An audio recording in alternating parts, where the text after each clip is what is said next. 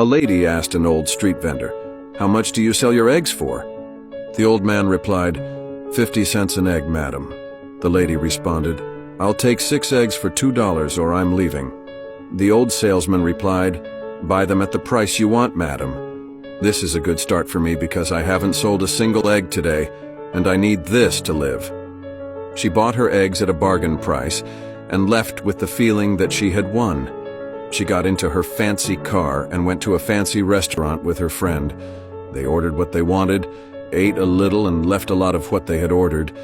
They paid the bill, which was $150, gave $200 to the fancy restaurant owner, and told him to keep the change as a tip. This story might seem quite normal to the owner of the fancy restaurant, but very unfair to the egg seller.